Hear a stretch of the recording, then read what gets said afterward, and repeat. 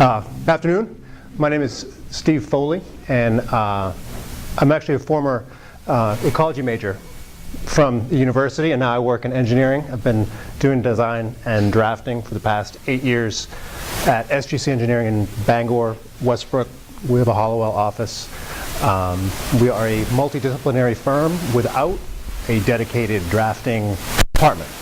That sort of fell to individuals who had that skill set in their back pocket. I took a 100-level drafting class at SMCC in preparation for electrical engineering work and to support that effort. And by and large, it's a big part of why I got the job with the company at the time I got it. You guys are all EET? Okay, cool. Have any of you taken a MicroStation or a AutoCAD class? You guys may have. At the time I went through school, it wasn't that common, but have any of you done that, or is it required? This is the AutoCAD class. Oh, it is the class. Okay, I misunderstood. Excellent. Okay, I misunderstood. I didn't know that. It was optional at the time I went through an EET program, and most of the kids did only the manual drafting portion, which may not even be offered anymore. So I didn't bring anything digital to show you. I have a few prints which I need not necessarily hold up, but I will leave them. And also sort of a generic drawing package. I might refer to them in a little bit. But the bottom line is, do you need to know CAD, and at the very least well enough to understand how that will affect projects that you work on? And so much of it simply is the language that describes what happens in CAD. The noun and verb commands mean something different to non-drafters. And a lot is lost in translation. So the trickle down of that is, well, it's not all that complex, but you can see that that would ripple forward. Now in this class, were you currently doing any 3D or georeference? It's all 3D? Awesome. So, and georeferenced or just objects in space? We do talk about model space, and we do everything to scale. Mm-hmm. We can do world coordinate system. Okay. We don't spend a lot of time in that because we're electrical, and so we tend to do more, the substation size is this, as opposed to being able to have a survey point and stuff like that. They do that one survey. They do, right. And that has been, I came on to the substation team and did a lot of drafting. And there might have been a reference point, say at the center, the east, west, north, south baseline of the substation yard. And that georeference point simply existed as how many feet over is a transformer going to be. But I now work very closely with the civil side, and since my company does a lot of, we'll do substations, we'll do T-lines, we'll do distribution, it's been difficult for those who work in the wiring diagram and schematic world. If that's their drafting experience, you could call it, CAD Cowboy or whatever you want to call it. That really works. But if that's how you practice, it's really hard to move forward to respecting where something is in real world model space. Now, what's the, so you guys, do you use Civil 3D or just straight up CAD? We just do 2D. 2D. And AutoCAD. And AutoCAD. We don't do the AutoCAD electrical. We could. That's just built-in templates and stuff and blocks that they're going to learn based on how the company uses it. So they don't do a lot of that here. Okay. Yeah, and that's true. My company has an in-house set of standards. But for the most part, a block exists. It could be a terminal block, or it could be a 34.5 kV circuit breaker. And that breaker is going to be similar in this substation, and then you're going to get some specs or cut sheets for the actual breaker, and it'll change. And block explode is everyone's favorite and least favorite command.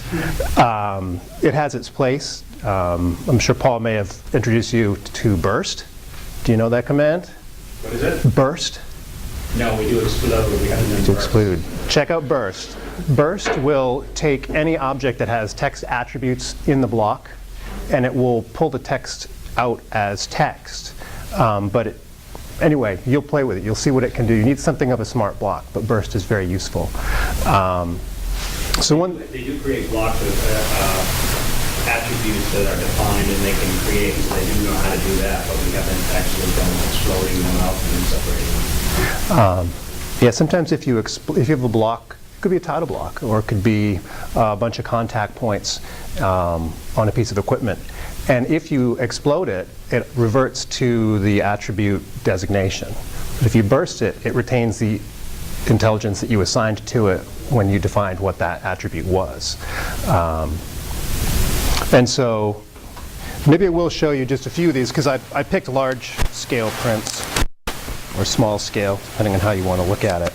But one of the things that you try not to explode blocks, because now you've lost a lot of the formatting that is configured in the automatic object spacing, for like scaling and whatnot. And you're saying burst keeps the attributes. How often do you feel like you need to extract the objects from the block and do that, or do you refrain from doing that as much as practical? I refrain from doing that as much as practical, and as often as not, it might be a case of copying a block and then bursting it so that you can get that text or some parts of it to use somewhere else and build a new block. Or sometimes you're moving projects and you're moving to a different client and you don't want to bring any proprietary intelligence into a new project. And there is a lot of industry-wide and company-wide standards, text height, font. That doesn't change much. Everybody wants it to be 330 seconds. If you plot it half size or quarter size, you can still see it. I'll just give you an example. This is all you need to know from a distance. It's really hard to see close up, but it is part of the Eastern Maine Medical Center overall system one line, and it is massive in modeling software. And we had to come up with a way, it was pretty primitive, but so that they could put it on the wall in their mechanical room and map everything out and assign names. And every time we run the model in SKM, it comes out with no real formatting, because that's not what that software is for. It comes out with some, but we basically created multiple viewports and additional layout spaces so that we could squeeze it onto as few as possible. But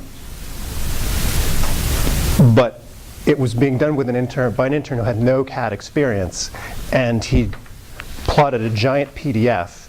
The whole thing is going to be about this big. And then he was trying to drag a window across the Adobe document and plot little pieces of it, and each piece was a different size. And they said, "Oh, Steve, can you help him figure out how to do that?" Yes, I could.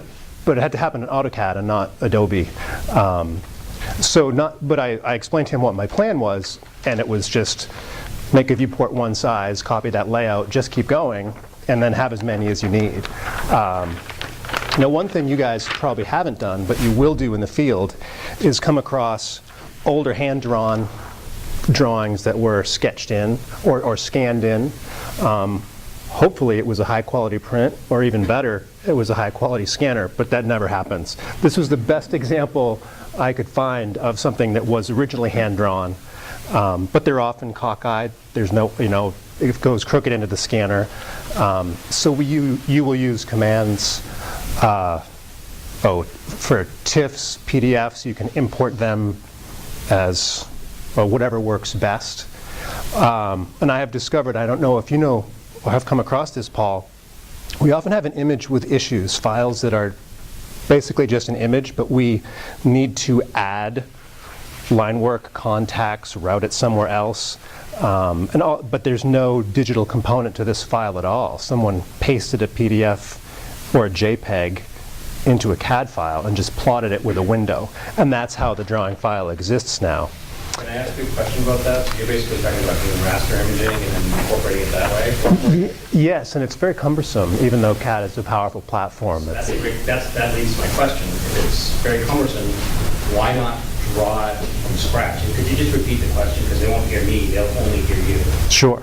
Let me make sure that we're still channel A. Looks good. Yes, when you do go to, say for this client, the question is, why wouldn't you redraw it and make it CAD and snap, and have your snaps on and have your ortho on? They don't want to pay you to redo any work they already have.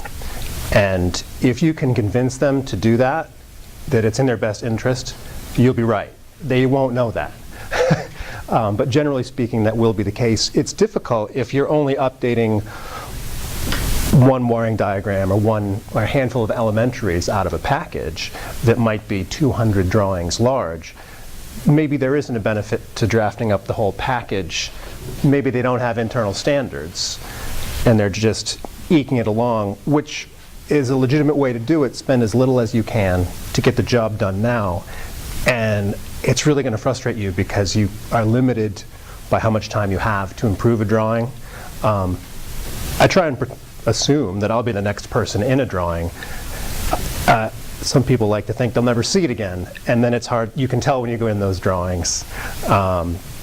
Everybody has some certain tells that they leave behind, but for the most part, an organization will like to give you the responsibility of managing a set or a piece of a project, whether you have ownership of it or not. It's not really the same as your familiarity with the filing structure and being able to get in there and know your way around the package. So there is a great way to take the image, the raster image, and I didn't think this would work. We've actually troubleshot the best way to get logos, client logos, to show up in the title blocks without the border frame showing up. And also, if we receive a logo, say we're SGC, and we put our logo in the title block, and then we ship the CAD files off and on their server, if a logo is linked to our server, you get the missing XREF. Even if you bind it in a block, it can disappear. So if you copy anything into Paint and then do Select All and paste it in, it goes in just as a bitmap image and it never leaves and it never looks for it. It's a very primitive but very effective way to make sure that your raster stuff goes in and stays there. You can still scale it up.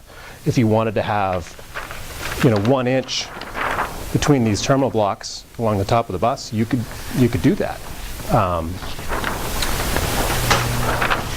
So I was years into doing this before I found out that Microsoft Paint was helpful in drafting in AutoCAD, but it is. So you could turn something like that into something like this if you redrew it. And you can't quite tell. You'd really have to go into the file to see. This drawing was drawn, I think originally there was ortho on, and I can hold it up again if you like, Paul. I don't know if you're able to see it. I'm going to leave all these behind. But all the wiring in this diagram isn't quite on ortho, and it isn't quite snapped to anything. It just looks like it's going somewhere. And So the lines don't terminate at each other. they may look like they terminate at a quadrant on a circle or at the midpoint of that terminal block, but they actually don't. And if you look at it and you just glance at it and your job isn't drafting, I think it's very adequate as a drawing. But if you have to get in and do housekeeping, then it is a little less convenient. And it probably shows a lack of professionalism too when your lines aren't drawn on ortho or they're not snapped. Are we using object snap? It does. And some people, I should say, people reviewing your drawings as you get into work, project managers, they're functioning at a higher level, and they're not going to be concerned with that until their stamp is going to go on it, your stamp is going to go on it. Often during the review process, during the design phase, it doesn't seem to matter, except that it can't all be cleaned up at the end when you're just getting ready to issue next week. So this is an example. This is a sheet from the fiber optic loop diagrams at a wind farm we designed in Ohio. And we got some blocks from them and we blew them up, we exploded them and made our own blocks. It's interesting. Client said we want Oh, they're all color. You can't see it because I used a black and white plotter. But they wanted each color to be its true color of the 12 pairs, and so we gave them that. It looks terrible in a PDF. We had to really struggle to get that grayscale to show up because they wanted it color, but the scope of work required that we deliver them black and white PDFs. But there were different aspects of the project, so we did both. It plots well in color, it plots well in black and white. Can you comment how you were able to do that with either your plot styles or CTVs or whatever method you did? It was a combination of both. CTBs, and part of it was I created a test sheet with a bunch of different settings, and it was like a giant legend on one sheet, and I would use, we have an in-house CTB, we have a monochrome version of it too, but we never had the requirement or expectation to add color to, the thinnest line weight of a line you're going to have is just that line. So it was being true to the CTB and exploring it and finding colors that weren't in use and grabbing those color numbers for use. And thickness did matter. The thinner the color or the lighter the shade, the thicker the line had to be to show up.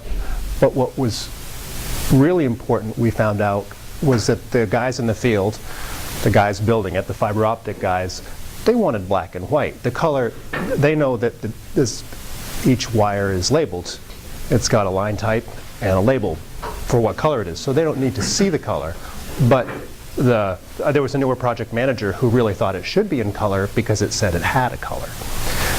But we did have to, without layer control and using CTBs, and making sure that if you did a test on the first sheet of however, I don't know, probably 20 to 40 sheets, that some people in my organization don't understand how to change every piece of line work by going to the layer properties manager and just saying, now this layer is this color or is this thickness. And for a lot of engineers, they're not going to look for CEUs in a CAD course, and that's not going to get them their CEUs either. So that gaining intelligence for people that never use the software as part of their professional experience is a handicap. A lot of the younger designers and engineers do have it like you guys are, and it's going to really facilitate a streamlined effort in all industries, I think, as the population becomes more youthful and engineers retire out. CEU stands for Continuing Education Unit, so if you're licensed for PEs, or even if you're a nurse, you have to maintain PEs or CEUs, and so CEUs for AutoCAD course probably would not meet the criteria for maintaining your licenses. Yeah, that's what I was getting at. Yep.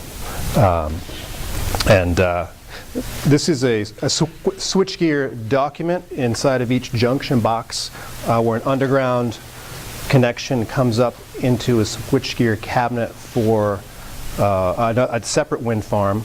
We kept getting different, so this is more like on the substation type side. This drawing was designed for the collector of a power generation system, and we kept getting font issues.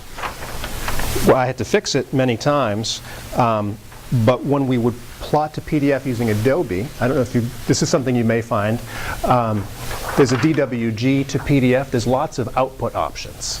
And that's one of my efficiency comments is absolutely have a plot output, don't mess with it, use it every time for every drawing, just change your drawing size, but use drawing to PDF or DWF or whatever works, but I think for saving paper that is also very helpful, and conservation. But sometimes you want to have your own drawing that you generated from within your organization. You'll just be stuck with what you've got, and people will glance at it, forward it on, and then certain alpha characters will come out as a geometry when it hits a printer driver that maybe is dated and can't handle that. This is a drawing with more civil component, and there's not really much to say about that, but it's a georeferenced image, and all the hatches in there are wetlands and matting for working on a power line upgrade, and there's access roads, so you can see when the image is in place. We actually used image shading, and we adjusted the fade. If you plot it color, it looks lovely. It's a little hard to see any of this stuff from a distance, of course, but we had to find a way to get multiple hatches. None of them's really any bigger than an inch, and some of them are only a quarter of an inch across, full size. But to have that hatch show up where a stream crosses or a wetland is delineated really requires doing the massage that you do, and then not ever changing that. That's part of your decision making for picking up the scale of the plot. Obviously, you can scale it up or down, and it's no longer paper space, it's your layout space. It's your layout space. Yes, and I'll show you my last image, and then I'll check my bullet points to make sure I hit everything. This is a general arrangement of a Booth Bay substation. And you can see you might all be able to see the north, south, east, west baseline. So there are XREFs for the foundations in this drawing that are somewhat hard to see, and I think that layer may be turned off. But the civil guys, or the structural guys, will design foundations and piers and steel, and then the substation guys will put the equipment on it, and they'll say, oh, we need a bigger one, move the footings out 2 feet. Stretch is very helpful, and always have your ortho on. And then there will be section views for each of the obnoxiously large letters you see there, showing the elevation or section views. So you guys can look at those if you like. I'm sure Paul will want you to look at those, but I did make a few bullet points. And before I double check them, I guess I'd asked any of you have any questions. I was going to ask that before, and then I just kept talking. So. On the georeference one, Yeah. do you bring that map like directly into CAD, or do you like make your drawing and then like overlay it over the map? You can make the drawing and play with it, and there's an insert command or map image attach, and so there is a way to do it, and it's difficult to. If you have Civil 3D, someone with Civil 3D can generate a file that's georeferenced, and you can open it in vanilla AutoCAD, or you can insert it into your drawing, and you don't need to have the civil component, and you don't need to do anything. As long as you insert it at 0, 0, it can go back into a civil program, and it will still respect where it is. If you grab it by the corner and move it, it will not work. So I would say that yes, my bullet is engineering interns should be able to do basic CAD because it's a huge part of your work, especially when you first come on. You might be used as a CAD grunt before anything else because they're going to need help there. But I've been doing this 8 years, and there's a greater respect for what CAD can do, I think, in my organization, on the electrical side of my organization, than there was the civil and survey engineering sides. It's more obligatory that you have a respect for certain softwares and techniques. The electrical modeling and clearances, and I'm not an electrical engineer. I was starting that, and then I ended up doing drafting and staying in the drafting because that was the niche that needed filling. So MicroStation, SolidWorks, stay in AutoCAD if you can. Just you'll work in MicroStation, and you'll work a lot harder to get the same work done until you learn the language. I suppose it's like being bilingual. I never quite got there, or haven't yet. So the biggest efficiency tips I can suggest, and I think that that's probably going to be most helpful for you moving forward, layer control for everything, line type, line weight, etc. The sheet set command, do you guys use sheet set or publish? You'll like it. You publish in MATLAB, but not in AutoCAD. So if you have multiple drawings open, you can plot them all at the same time by typing publish. And then you can pick drawings that aren't open, from all over your network and plot them all at the same time with one command, and you can send them where you want them to go. Sheetset is a ability to create a design set. Say, this is different structure standards for Amera's low voltage. They're all pole design. There's cross arms on that pole. Yeah, there's a 3-pole design with cross braces. It's all low voltage distribution class. And so we've got this index, and if I click on the file containing the drawing index, over on the left there's a ribbon, much like Properties Manager or Layers Manager, that shows all the drawings in sequence. I don't have to go to a folder of Window Explorer or anything like that. I can just click and plot without opening anything, or I can open 3 drawings that are all the same, pop them open.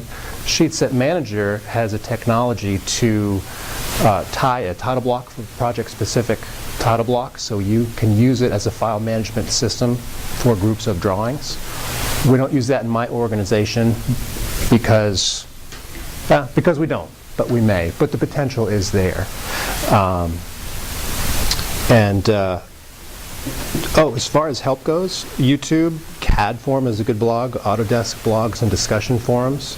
A lot of the questions go unanswered, but most of them get a lot of answers. And I definitely endorse using the internet to find it, because there's more than one way to skin the cat. But the fundamentals, there's no easy way around getting to the fundamentals under your belt and knowing how to respect, to print, to your orthos on, you're using your snaps. That sounds so tedious and boring, but it makes it so much easier to get the work done that you do, and then it can look really good.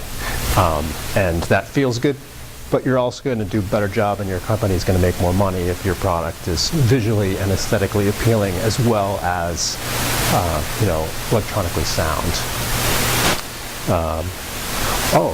When you do get into more complex jobs and you have XREFs in different folders, and you're using a georeferenced site plan, and then you're going to design something on top of it, knowing again where you want to output to, D-size, which D-size?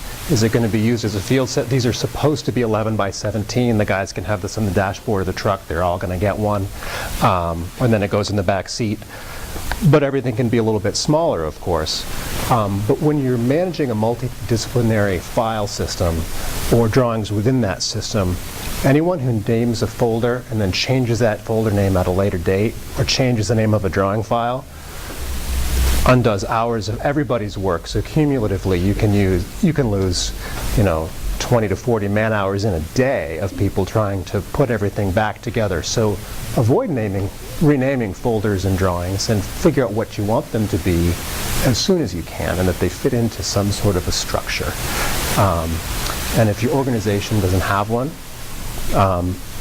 I like to have elaborate file names, a numerical convention at the beginning, and then a hyphen, and it says what the pole type is. It's a 2-pole dead end, or it's a single pole vertical configuration, something so that if you're looking through it and you're looking for a drawing, there's something there to tell you what it is without opening it and going in to see. Do you ever bind your XREFs, or does that have We do, and we bind them at the end. Okay, you don't bind them just to prevent somebody from changing the directory? No, we don't. And that's sort of it's an interesting challenge, an opportunity that is provided by working for a smaller company. SGC has, I don't know, a couple hundred people, but we're still pretty small. Over half the guys are survey out in the field. But we can run fast and loose and do just about anything within our scope, because we don't have certain standards and we're not too rigid in how we do things. You can bring us a title block halfway through a project and we'll go back and change it, or do this or do that. But because we're fast and loose, it opens the door for inefficiencies to just kind of sneak their way in. And the more rigid you are about following certain metrics and being strict about managing things like XREF management, we have an XREF folder for a project phase, and we keep all the XREFs in there, except when we don't. And then someone just leaves one over there and no one knows it's an XREF.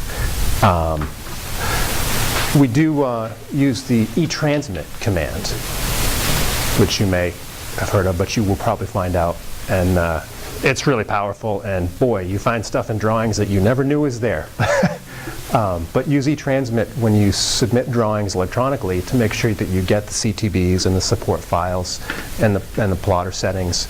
And that's probably the most common thing I get is people email, a drawing will show up in my inbox just as a drawing. But that's not enough sometimes to give it back to someone or to see what it's supposed to look like. So any questions? I have maybe one quick question. Yeah. See you guys will leave shortly. I do. My, how the time has flown.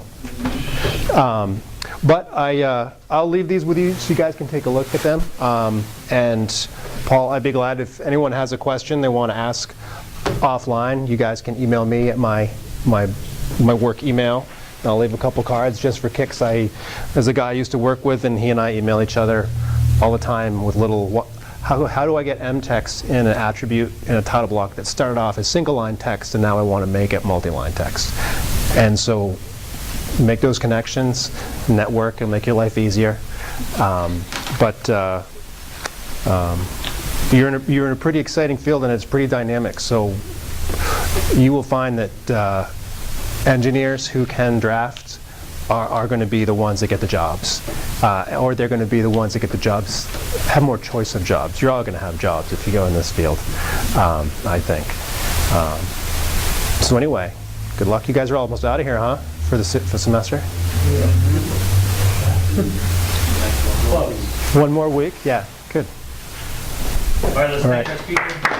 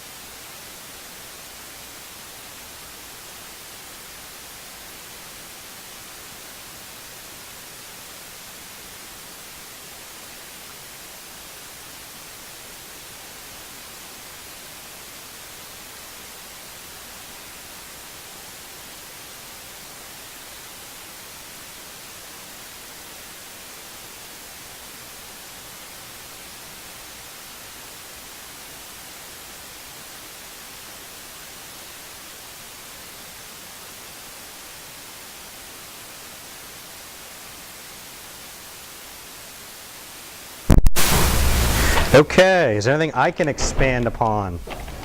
Some of the comments. I thought he did a really good job of explaining, why AutoCAD is a skill that sort of sets you apart. I have one question. You talked about print, actually raising my hand, so you can tell me, but you talked about plotting multiple layouts at a time.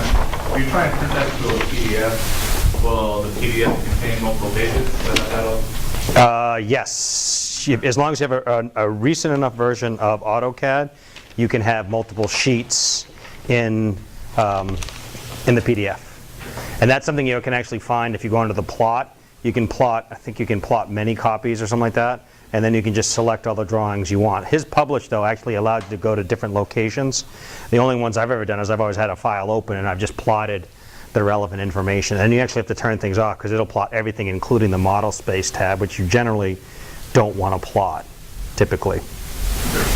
So, but he did a good job talking about layers and keeping track of colors and all that stuff, because it makes things really easy. You do global changes when you manage things with layers, as opposed to doing things by, onesie type stuff. Oh, I wanted this color. So if you want a different color for a different object, make a layer. Call it, I don't know, tool shed layer or something like that if you want to differentiate. You've got all kinds of options to do that. But everything on that layer, except for text. Text can usually be a different color because you don't want it to print that way. Everything on that layer would be inserted under the attribute properties of the layer, essentially. And we didn't talk about X-reference, which are just cross-references, because that's usually more of an advanced topic, so other disciplines are creating some background information that you'll use on your drawing. So you cross-reference into theirs, so you don't, and I talked about binding it, which is essentially inserting the X-reference in. If they make changes to it, that will be incorporated in your drawing, which is good and bad. You may not necessarily know the changes occurred, so if you got lines originating from some object that's been relocated in their XREF, that becomes an issue. So it's kind of a catch-22 to work with XREFs. You have to make sure that people aren't changing things, but that's when you lose configuration control. It gets to be really painful, I think. So that was it in a nutshell for AutoCAD. We've got a lot of chapters. We talked about that last week. The final will cover all the chapters, right? How many questions will it be? About 4,000. Between 200 and 300. Okay, will it take an hour or 2 hours? Depends how fast you can read. We have a 2-hour window, don't we? You have a 2-hour window, yep. Almost the same as this. You get an extra 10 minutes, so I can throw in a couple hundred more questions. Is the final open with Yep, same deal. It's going to be exactly 1 week from today, 6:30 to 8:30. I think it's in this room, actually. Yep. It's auto set up for me. I don't have any control over the final schedule. Other than to say, yes, I'd like a final. Okay? Any comments in general about, you feel like you gotten better at AutoCAD? Maybe a little bit? I think a lot of the things that he talked about were more advanced. He's a CAD operator who's kind of shifted into a designer role, but because he had taken an introduction to AutoCAD class, he got his job that he's been at with 8 years. And I also was impressed with his comment about how, you all will have the CAD background and say, hey, that'll give you many more job opportunities because you can do your own CAD. You won't be nearly as efficient as him, who does it 40 hours a week for years and years and years, but you don't need to be, right? You're going to be doing it enough to get to be dangerous, and then at some point, you won't be able to do your own AutoCAD stuff because you'll be too expensive. You'll be too much of an expert in some particular areas, and so you'll hire people to do that. But if you want to start your own company, My Engineering Inc., right? You actually can do your own CAD work. And I used to work for a guy who was essentially a sole proprietor, that he did all the, he was his own company, but he couldn't do a lick of CAD. So he had to have me help him out with CAD stuff, and he was not paying me a ton of money at that time, but it was something where if he would have learned CAD, he could have just done the work himself. So, something to think about. So again, the focus of this class is not to make you CAD gurus, it's just to make you CAD dangerous. To understand what he was talking about. He kept calling it snap. It's object snap, right? Because there is a snap. You can make a grid that everything snaps to a grid. He was more talking about object snap. And we talked about how drawing doesn't look professional if they don't, terminate on quads, if you don't have your ortho on. And that command, right, the F8 is the ortho. Everything is perpendicular or parallel, essentially. So, hopefully you understand the importance of that. And then the plotting capabilities. So you guys can come and take a look at this after you do evaluations, but they get some pretty cool information here. There's some G&W switch information.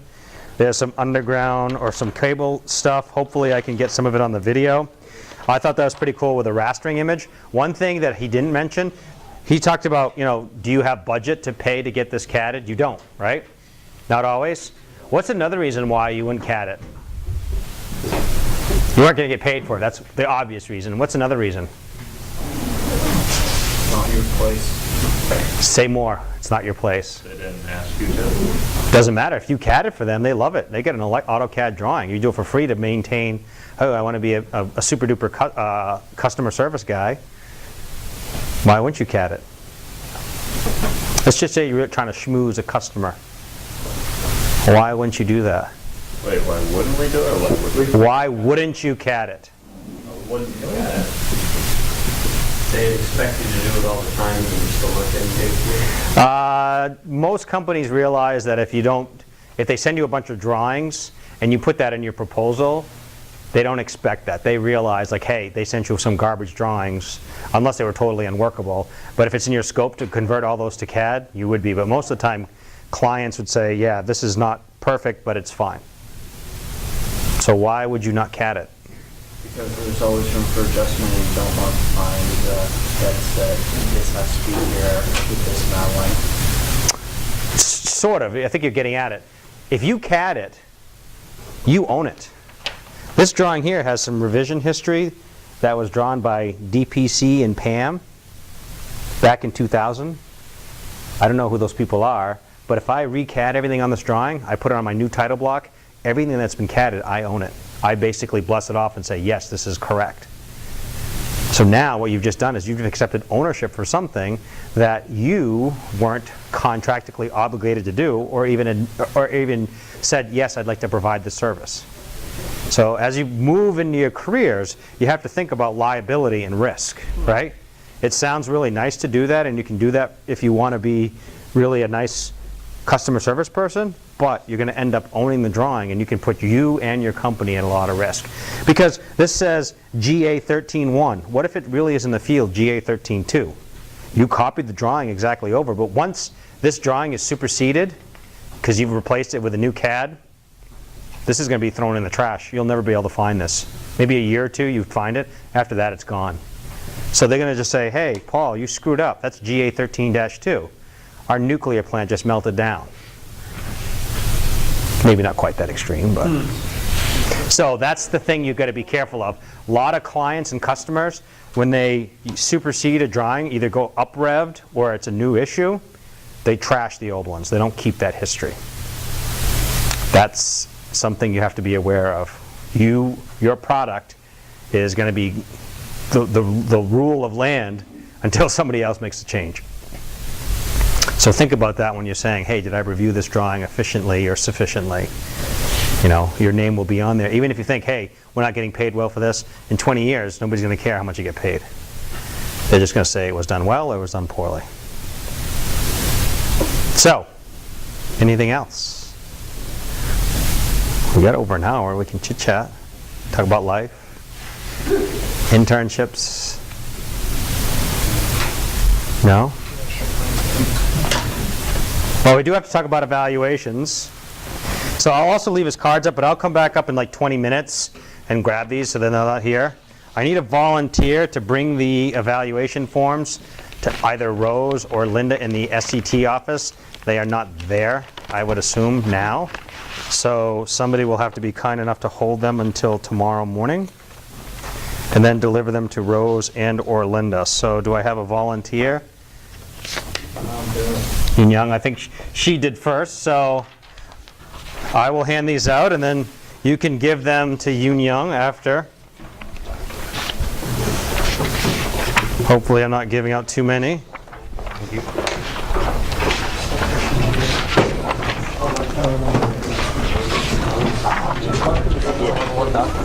All right, so I have to read the instructions, then I will shut off the camera. Actually, let me shut the camera off now, so I won't be videotaping for an hour. Okay, here are, yes, question?